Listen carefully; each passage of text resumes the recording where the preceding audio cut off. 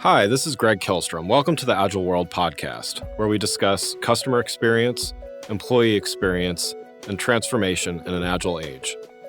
The Agile World podcast is brought to you by TEKsystems, an industry leader in full-stack technology services, talent services, and real-world application. For more information, go to TEKsystems.com. To read more about the topics discussed on this show, you can go to my website at theagile.world and read my latest articles or get a copy of my latest book, The Center of Experience, a blueprint for creating an experience-led organization, now available on Amazon and other retailers. My name is Greg Kihlstrom, and I'm the host of the Agile World podcast. I'm excited to introduce part 2 of a special 3-part series about data analytics brought to you by TEKsystems, an industry leader in full-stack technology services, talent services, and real-world application. Today, we're going to talk about evolving business models using data and how data is critical to successfully navigating disruption. To help me discuss this topic, I'd like to welcome data analytics and insights leader, Jennifer Kling. First, why don't you tell me a little bit about your background and what you do at TEKsystems? Thanks, Greg. As you introduced me, I am the director of our data analytics and insights division at TEKsystems. I support a team across North America, helping our customers solve their most challenging data issues. Let's start by talking about data and its relationship to business. How does data shape and inform changes to an organization's business model? The value of data is greater than ever before. Not only has the sheer volume of data grown exponentially over the last few years, it's expected to continue to do so. We also have new tools that are being developed and have been developed to help us turn this flood of raw data into insights and eventually into action. One of the most important things that we've seen is machine learning rapidly advancing to the forefront of analytics. For organizations to really begin to explore greater opportunities, not only within their existing business model, but as they continue to expand, they're going to need to harness the amount of data that they have access to help them make intelligent, data-driven decisions that will help them thrive and survive in the future. What are some of the biggest obstacles to companies creating a data-driven culture? In a data culture, people need to ask hard questions and challenge ideas. The importance of engaging with stakeholders to secure buy-in and ongoing support in treating data as an asset, not just as a byproduct. When organizations come together with a shared mission to improve the organization and themselves with data, they inspire others through their action, basing decisions on data, not on intuition. Furthermore, becoming a truly data-driven organization requires changing mindsets, attitudes, and habits, embedding data and analytics into all aspects of the organization. A data-driven culture starts at the very top. Organizations with a strong data-driven culture tend to have top managers who set an expectation that decisions must be anchored in data. That's normal. It's not an exceptional thing anymore. And they lead through example.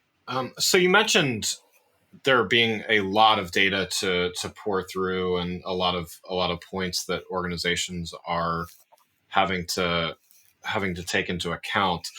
How does an organization determine which data points are most important and prioritize? I typically see organizations prioritizing their data-related initiatives in 4 main areas. Will it overall help reduce cost, increase revenue, mitigate risk, or improve experience? I think the first 3 are pretty self-explanatory, but the improving experience is not only around improving the experience of the customer, but it could also be around improving the experience that the end user or the user within an organization has when utilizing a tool, whether it be a software product or an analytics product. So when organizations are trying to find points of data or problems to solve, it's usually centered around one of those 4 main areas, which typically will also cross multiple lines of business. And together, working across those lines of business to solve these main 4 challenges, they're able to quickly identify the key main points of data that they need, and then where they have gaps and begin to develop solutions. So we're We're certainly living in unprecedented times with massive changes to how work is being done during the COVID-19 pandemic. Let's discuss data's relationship to these changes. How can organizations leverage their data in times of uncertainty like this? Well, there's a few different things I think organizations can do. First, understanding what data they have and what data they have been collecting over a certain period of time, and using that data to do a couple of things. Identify new lines of business or products to sell to new and existing customers. The other thing that they can do is, and we've seen certainly through this pandemic, a heavy focus on for supply chain dependent organizations in using their data to uncover additional suppliers, providers of components, rerouting or changing transportation means and getting their products from whether it be warehouses to the ultimate customer. Um, all of these things require historical knowledge of data and how products are consumed and by whom, and then alternative ways to get their goods and services to a customer. So an example of this is, we've seen tremendous supply chain disruptions throughout this pandemic through very unforeseen things or unforeseen events. So if there's a hurricane, for example, we typically see, you'll see rushes on bread and milk and eggs, the staples at the grocery store. There was nothing to indicate that there will be a massive rush on toilet paper and hand sanitizers and all sorts of food, creating all these supply chain disruptions that we've heard about in the news. And it's not that there aren't products that could make it to a consumer. It's that they're not packaged correctly or they're not at an optimal location to be shipped to a customer. So these type of supply chain disruptions have really been an opportunity for some organizations to leverage their data to help uncover additional suppliers, ways to get existing product to customers, and then be able to predict the next wave of demand for their goods or services. So you mentioned supply chain issues. Are there other industries that are being impacted by the pandemic, and what industries are being most impacted by it? Well, I think almost every industry has felt some type of an impact. Manufacturing, travel and transportation, and retail, I think most folks would agree have had the greatest amount of impact. Quickly followed by, energy and resource-related industries, high tech, even healthcare organizations.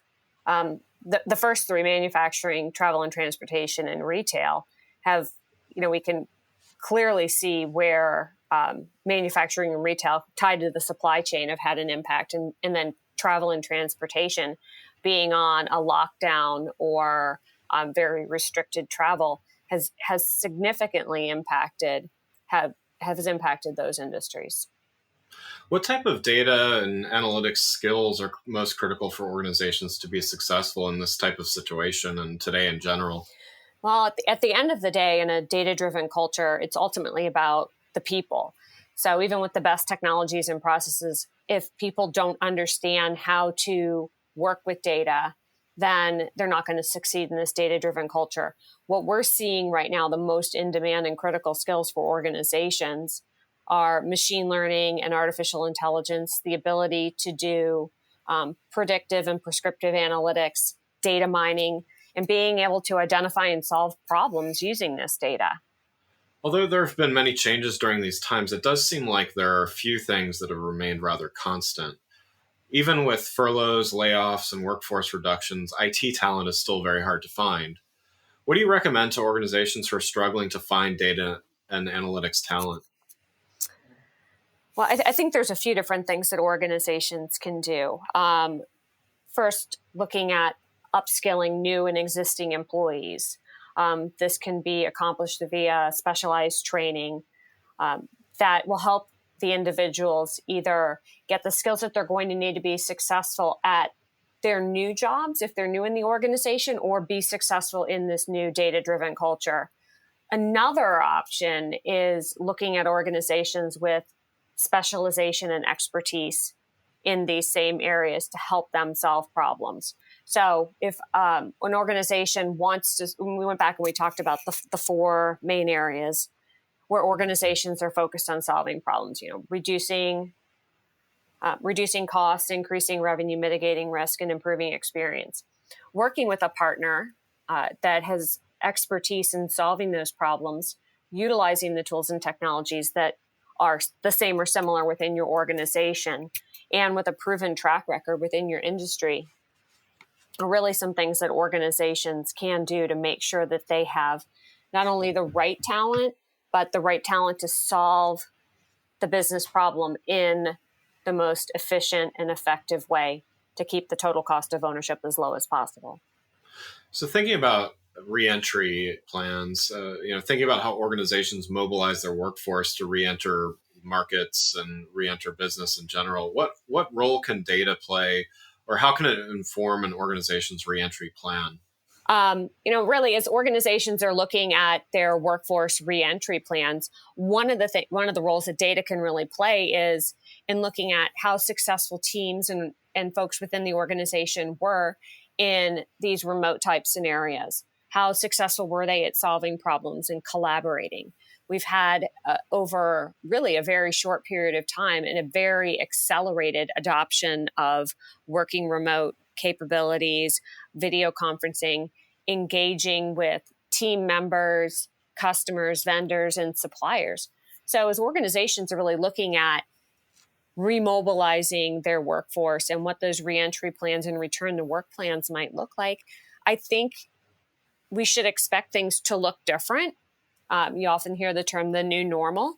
I think the new normal is going to look a hybrid between where we are or were within the pandemic and a little bit of what we had before.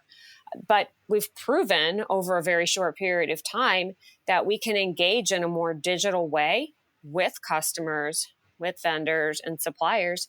And for that reason, I think organizations will look to continue where it made sense, where it helped reduce costs, improve employee satisfaction, and provide true value to the customer. Yeah, that's an interesting point. I mean, before this pandemic and so many people working remotely, all of this was hypothetical, right? That having a lot of people doing remote work would, whether it increases employee satisfaction or even in some cases I've heard increases productivity. So it's interesting now that we have a before and after set of data to work with. I mean, do you think that some industries are going to be forever changed and some may go back a little bit or go back more to being normal? Or do you think there's going to be, wholesale changes across the board? I think some things will be forever changed, not just the organizations and how they operate, but their ultimate customer. For an example, I don't imagine ever going into a grocery store to just browse around anymore. I have really become accustomed to ordering my groceries, driving up and having them put in the trunk of my car, and off I go. That provides me with a tremendous value, and because of the time that I'm saving, and knowing that I can get everything I want at one store. So for some businesses, it's going to change the way that they're interacting with their customer, and it has changed the way that they interact with their customer. There'll be other organizations or other types of businesses that will go back to a more normal. Like restaurants are still going to see people wanting to come in and eat at those restaurants. But there are going to be a number of individuals that have decided that they like the ability to eat food from their favorite restaurant, but have it delivered immediately to their home, or to be able to pick it up and eat it at home. And these are some of the things that weren't always available prior to this pandemic. But very quickly, businesses have adapted to an online presence, mobile ordering, delivery, and a variety of different ways to service their customers. Travel will probably, travel and entertainment will probably get back to some type of pre-pandemic normal. People will always need to travel, but I do believe, given the time that we've had to invest in video conferencing and telepresence, maybe it won't be as often and as frequent as it once was. And one final thought, for my family, I can't imagine us needing to go to the doctor unless something is broken. We've enjoyed telemedicine and being able to quickly engage with our physician and get get what it is that we need without the time investment of driving to an office, sitting there, waiting for waiting for our appointment time to start, all of that. So there have been some huge efficiencies gained. So some things may try to return to normal, and other things may be really dictated by the consumer and what they prefer now, and their ability to be comfortable with utilizing technology for certain services. Well, Jennifer, thanks so much for joining the show. For those listening, what is the best way to keep up with what you and TEKsystems are doing in the data analytics space? Please visit TEKsystems.com. We're continually adding stories around how we've helped customers solve, their business problems, about our new and emerging partnerships, our strategic partnerships with organizations and with software providers, and our tools and accelerators to help with implementations. Again, I'd like to thank Jennifer Kling from TEKsystems for joining the show. Learn more about TEKsystems and their perspective on data at teksystems.com/version-next-now. I'm Greg Kihlstrom. Thanks for listening to the Agile World. See you next week. Thanks again for listening to the Agile World podcast, brought to you by TEKsystems. I'm your host, Greg Kihlstrom. You can learn more and get a copy of my latest book, The Center of Experience, from my website at theagile.world or on Amazon or other retailers. Until next week, stay agile.